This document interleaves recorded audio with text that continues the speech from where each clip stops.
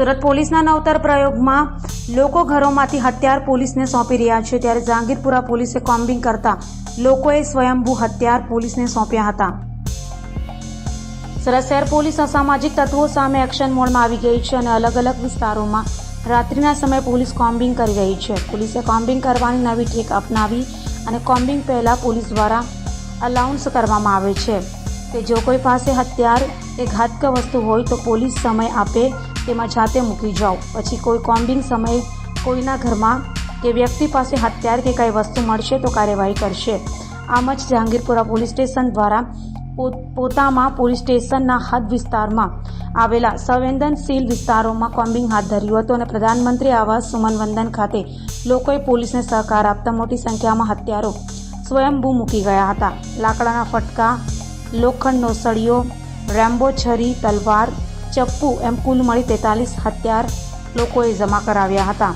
તો ઉધના અને સચિન વિસ્તારમાં પણ પોલીસે પણ આ જ પ્રમાણે કામગીરી કરી હતી.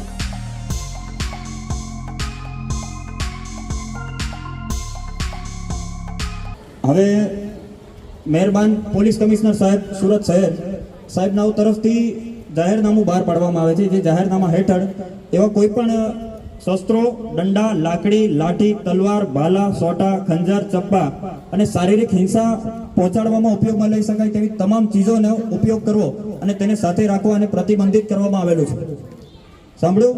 ફરીથી કહું છું, શસ્ત્રો, દંડા, લાકડી, લાઠી, તલવાર, ભાલા, સોટા, ખંજર, ચપ્પા અને શારીરિક હિંસા પહોંચાડવામાં ઉપયોગમાં લઈ શકાય તેવી તમામ બીજી ચીજો અને પોલીસ કમિશનર સાહેબ સુરત શહેર સાહેબ દ્વારા પ્રતિબંધિત જાહેર કરવામાં આવેલ છે. તો તમામને અહીંયાથી સૂચના આપવામાં આવે છે. અહીંયા બહેનો પણ હાજર છે અને ભાઈઓ પણ હાજર છે.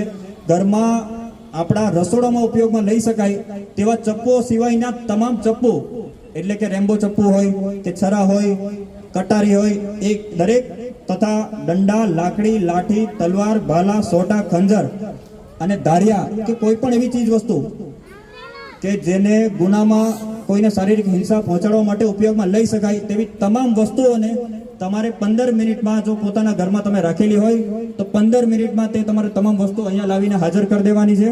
અને જો તમે હાજર કરી દેશો તો એ બાબતે કોઈ પણ બીજા કાયદાકીય પગલાં નહીં ભરવામાં આવે. પરંતુ જો તમે અહીંયા હાજર નથી કરી લાવ્યા અને તમારા ઘરમાં તમે વસ્તુ રાખો છો અને પોલીસ ચેકિંગમાં જો એ વસ્તુ મળી આવે છે તો તે ગુનાહિત કાર્ય ગણાશે અને તેના વિરુદ્ધ કાયદેસરના પગલાં લેવામાં આવશે. પોલીસ કમિશનર સાહેબ શ્રી સુરત